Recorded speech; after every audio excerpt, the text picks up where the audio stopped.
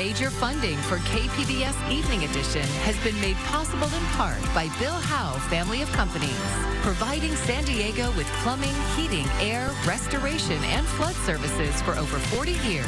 Call 1-800-BILL-HOWE or visit BillHowe.com. And by the Conrad Prebys Foundation, Darlene Marco Shiley, and by the following.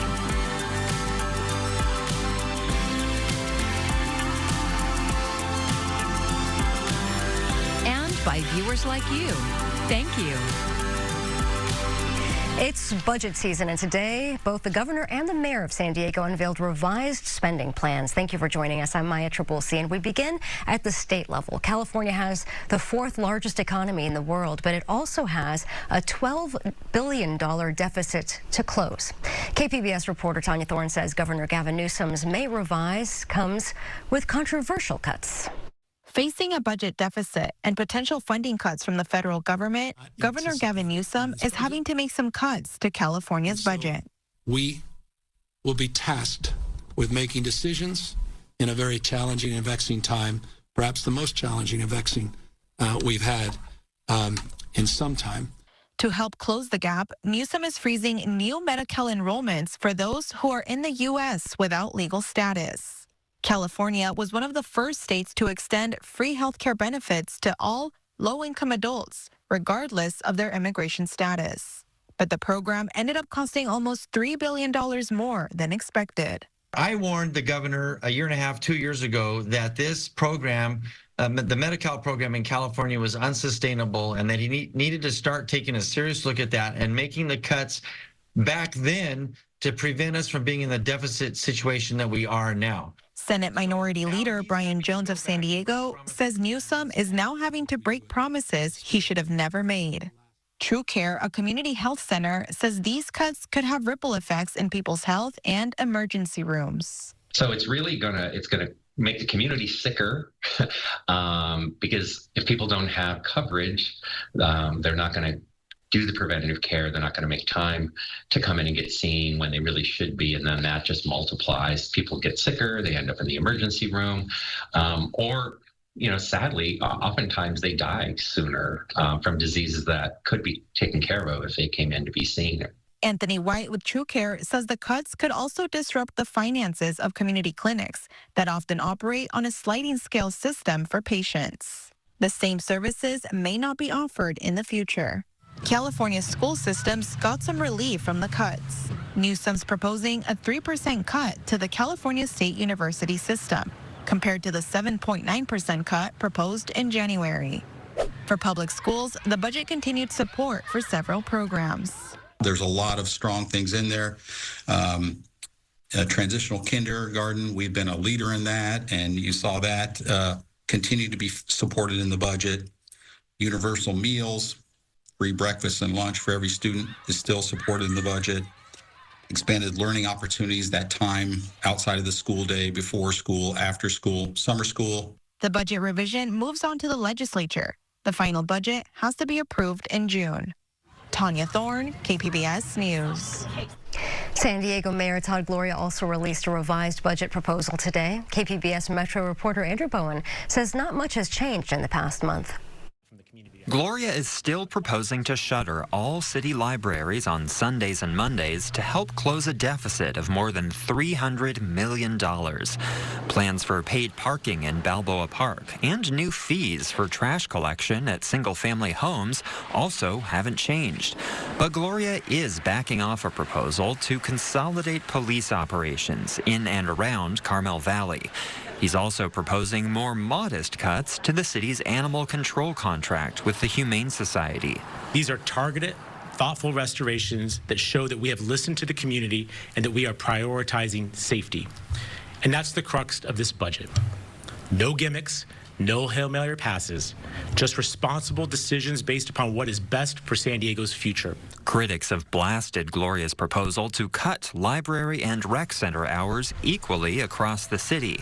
They say wealthier communities can absorb budget cuts more easily than those with less resources, and that cuts should be tailored to each community's needs.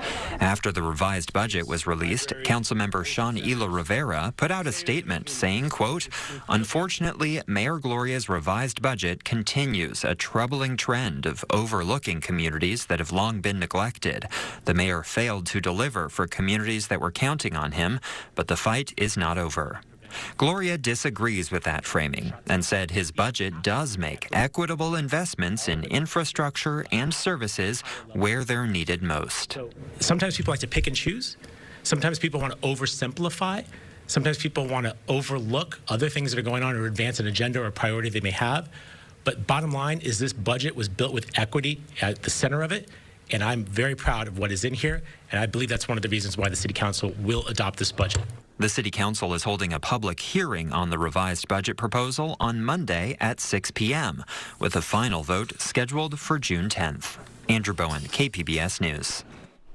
And we want to know how you would do in balancing the budget. Find out in our interactive game. Raise revenue, cut spending, and choose what San Diego can afford. Play now at kpbs.org/budget challenge, or you can scan the QR code on your screen. Well, overnight, we're dropping down into the low 60s, but the clouds, they're sticking around, especially the low clouds that we've been dealing with in the evening and in the morning. That's going to stick with us for the next couple of days. But I'm also tracking our next chance for rain. I'll break all of it down coming up. The city of San Diego's fight with La Jollans who want independence is going to court. Our resident La Jolla expert and Voice of San Diego CEO Scott Lewis has this update in our Why It Matters segment.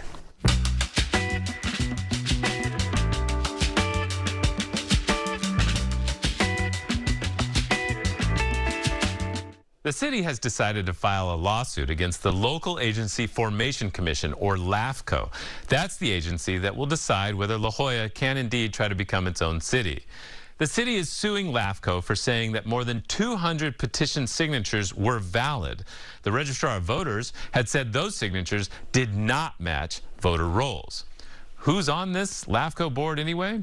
It's mostly elected officials from across the county. Ironically, the chair is City Council member Stephen Whitburn. So he's on the City Council and is the head of the agency the City Council is suing. It's not every day that you get to sue yourself. What's really interesting is the lawsuit mirrors another one the city is involved in, except in that one, the city is on the defense. And that one could set a direct precedent for what is going to happen with the La Jolla signatures. Here's what happened. 2 years ago, supporters of the city's libraries and parks and a city employee union spent more than $1 million collecting signatures. They wanted to put a parcel tax measure on the ballot to support the city's libraries and parks. If voters passed it, for example, the owner of a 5,000 square foot lot would be charged about $100 per year. First, supporters had to get it on the ballot, though. They turned in 111,000 signatures and only needed just more than 80,000. The Registrar of Voters said too many signatures, though, were invalid, so supporters sued. They said signatures were thrown out for petty reasons, like not abbreviating street names the way the Postal Service does, or for accidentally writing their own birthday down instead of the date they signed the petition. A court disagreed, but now it's at the Court of Appeal. That could rule any day now. If they side on behalf of the library and park supporters, it would put the tax on the ballot next year. It also, though, could kill the city's lawsuit against La Jolla immediately. If the court upholds the decision to throw out signatures, it will hurt La Jolla's bid for independence. I'm Scott Lewis for Voice San Diego, and that's why it matters. And Voice of San Diego is one of our partners for the Public Matters Initiative. You can learn more at kpbs.org/Public Matters. Get a decent tea time these days on San Diego's municipal courses is often as challenging as landing a ticket to, let's say, a Taylor Swift concert. But that's not the way it's supposed to be. It's impossible to find a tea time. You log in right at 7 p.m. on the week prior. You click on the tea time, it's gone before you can even click on it. If I delay at all, 30 seconds, 40 seconds within that minute, those times will all be gone. I love Balboa Golf Club, and I absolutely love Torrey Pines, and it's become increasingly hard to book tee time. These golfers are among the 41,000 who pay $25 per year for the right to book tee times on the city website for the Balboa and Torrey Pines courses. The site makes tee times available at 7 p.m. a week in advance and awards them on a first-come, first-served basis. But something's been going on. Yeah, it's impossible to get a tee time in the morning on Thursday through Sunday. We checked it out by logging into the system recently at exactly 7 p.m. and tried to get a weekend tee time. In less than a minute, only one late afternoon time was available. On another day, within the first minute, 7 hours of tee times were gone. I work in the technology space. This is kind of like textbook bot activity. Zachariah Eischen has worked in the reservation technology field for 5 years. He says the recent activity indicates that hackers could be breaking into the city's reservation system called 4UP and using bots to hoover up tee times, then selling them on the secondary market. But city officials aren't ready to acknowledge that. The city's golf division says the problem is instead a result of the surge in golf's popularity. Officials refused an interview with KPBS, but they answered some questions via email and sent a statement saying they are, quote, unable to point to compelling evidence that there are third parties manipulating the online reservation system. You might have people just chalking it up to golf is so darn popular right now, it's just impossible to get a tee time. Jay Karen is CEO for National Golf Course Owners Association, a national trade organization representing 4,000 public and private golf courses. He says the growing popularity is creating a lucrative black market, not just in San Diego, across the United States. Someone buys the Saturday morning at 10 a.m., and then they have a secondary platform where they can go and resell it. And maybe they bought it for $80 and they're reselling it for $300 per golfer. And that's happening. The city is in the last year of a 5-year contract with 4UP, the company that runs the reservation system. 4UP sent a statement to KPBS saying they are looking for a way to, quote, combat this complex issue, including efforts to reduce bot interference. One of those efforts appears to be the use of CAPTCHA, a program designed to weed out bots. But golfers say the city is dragging its feet. The issue wasn't on the agenda of the last San Diego Municipal Golf Committee's meeting in March. The city of San Diego is a place that hosts major championship events. John Howard is the deputy director of golf operations for the city. He says city courses are meeting a goal of providing 70% of tee times to San Diegans. Our locals have a great benefit to play an amazing golf course. But Kurt Carlson feels differently. He's the immediate past president of the city's municipal golf committee. He refused an interview but outlined his complaints in an email. We heard the stories where players see the tee times quickly disappear before their eyes, and it is impossible to get a decent time, if any at all. If San Diego officials want to address this issue, they have an example to follow. Los Angeles municipal golf courses were hit with the same problem. There's a powerful incentive to buy something at a certain price and resell it at a much higher price. This powerful incentive was first exposed by unhappy golfers on social media in 2023. This guy is literally taking tee times using bots and reselling them, and apparently everybody knows about it. Everybody knows about it, and they use him. What are we going to do about LA City? LA City, what are you going to do about this? It seemed as though you could never get a tee time if you logged in, especially in the mornings, the most highly sought after tee times. A lawsuit filed by disgruntled golfers alleged Korean language brokers were grabbing the times and using a messaging app called Kakao Talk to resell them at a profit. The lawsuit says the city ignored golfers' information even after naming 3 brokers reselling the tee times. They say this permitted black market tee time brokers to buy up and resell tee times for a profit. This brokering service where you could, pay essentially this broker for a tee time. The solution in Los Angeles was to charge $10 with each reservation. If the registered golfer plays, the $10 applies to the cost of the round. If the golfer cancels, it's non-refundable. Money forfeited goes to a junior golf program. After this was implemented, cancellations were down 94%, give or take. LA City golfers are declaring victory, but realize it might be fleeting. So far, this solution is held, at least until such time as some geniuses with computers figure out how to get around it, I suppose. And the story was reported and produced by KPBS freelance reporter J.W. August, and you can read more at kpbs.org. I'm Jeff Bennett. Tonight on the NewsHour, President Trump meets with the interim president of Syria, whose forces overthrew the Assad regime. It's at 7 after Evening Edition on KPBS. The unofficial kickoff of summer is a little more than a week away, and today a hearing on Capitol Hill put air travel safety and traffic in the spotlight. Karen Kafa is in Washington with the details. With the summer travel rush looming, senators questioning top officials from the Federal Aviation Administration. How is FAA ensuring that other airports don't experience the type of radar and communications failures impacting Newark? What is FAA's plan for inspection, maintenance, and testing to ensure redundancy and resiliency system-wide?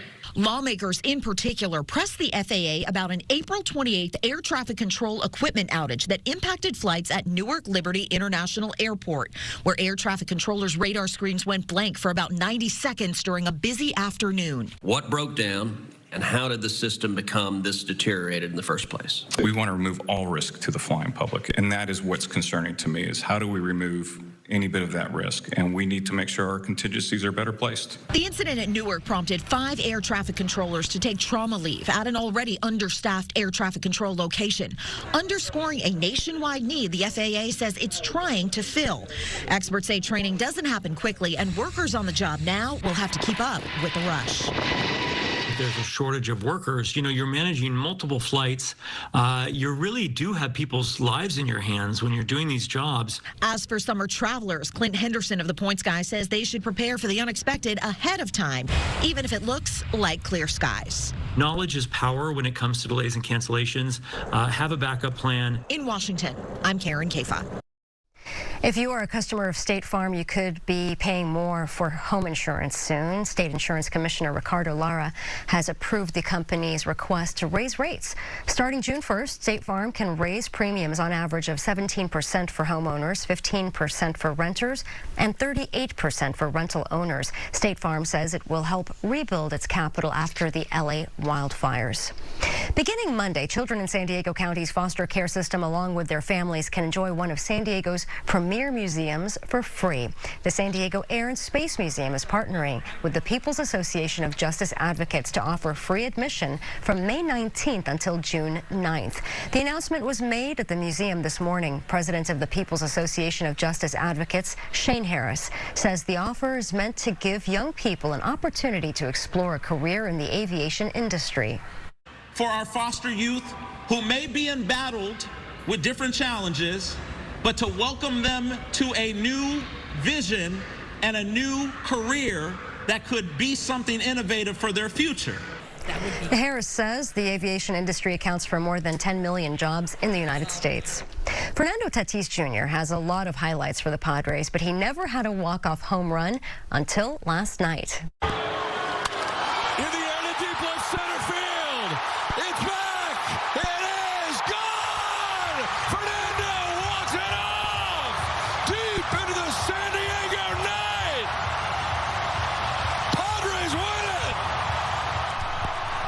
That was the moment that sent the crowd at Petco Park and his teammates into a frenzy. The Padres beat the Angels 6-4, and the series wraps up tonight. Tatis is off to a hot start, helping the Padres secure one of the best records in baseball early in the season.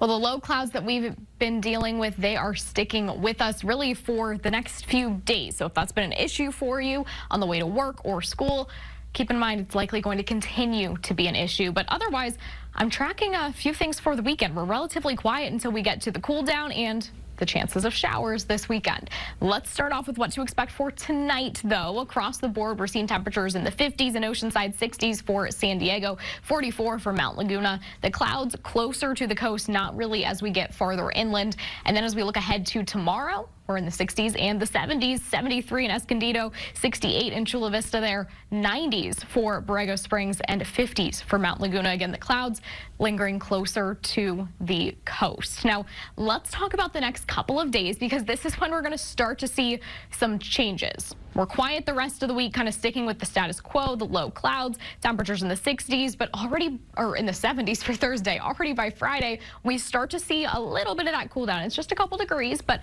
we're staying at 68 for Friday and Saturday. Saturday, that's when we start to see a few showers roll in. That's something we'll be tracking really throughout the weekend. So I know not the best timing for the weekend, but hey, we'll take any rain that we can get as we head into the dry season.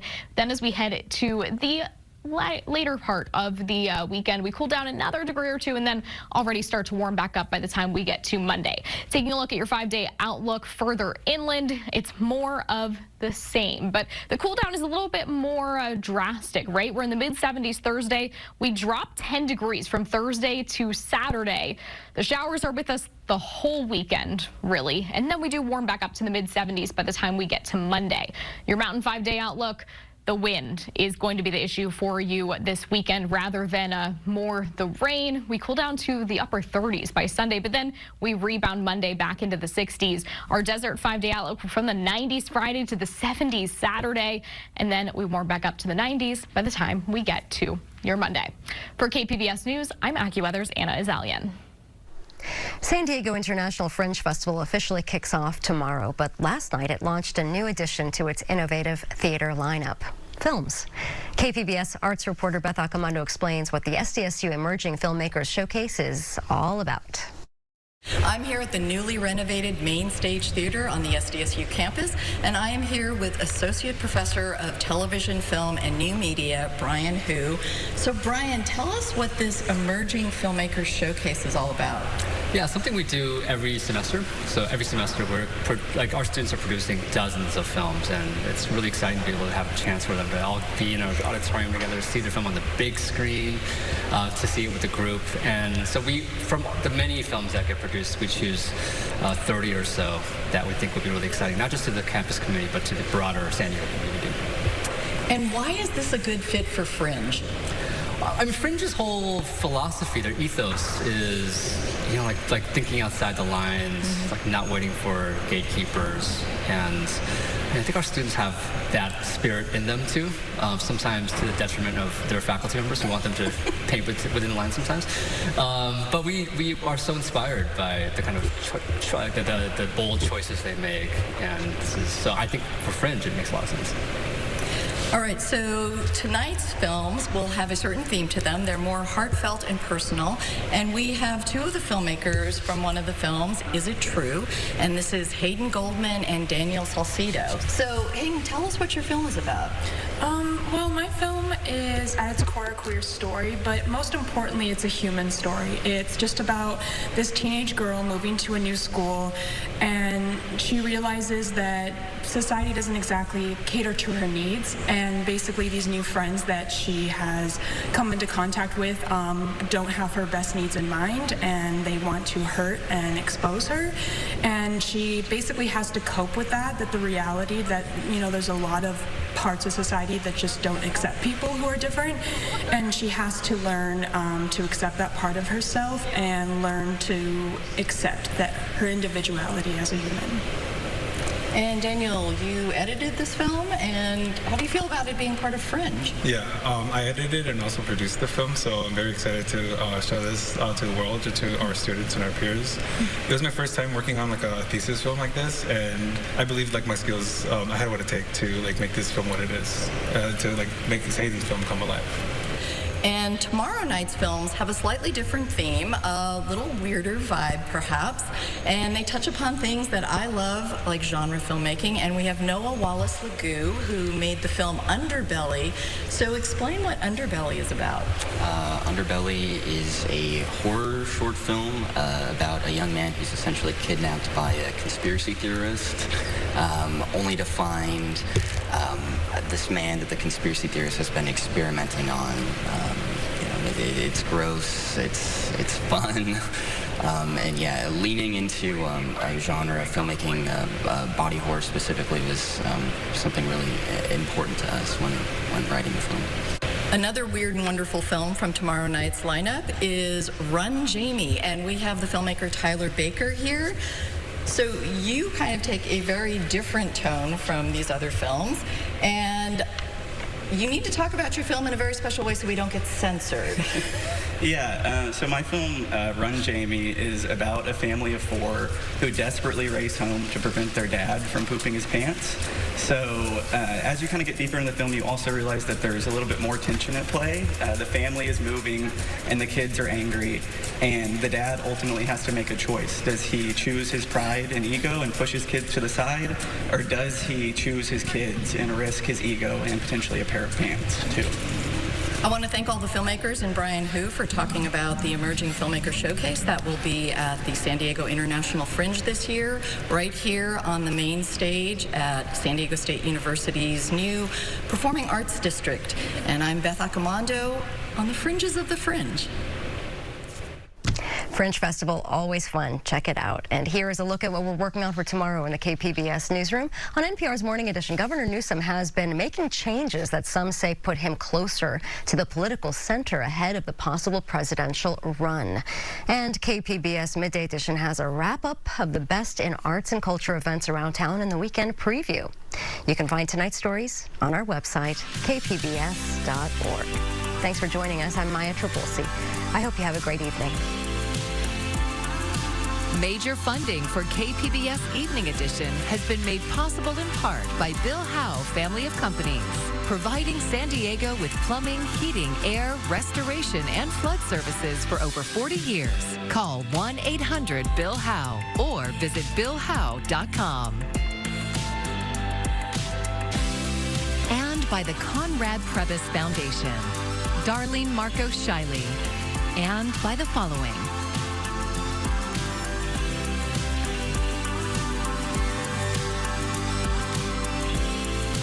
by viewers like you. Thank you.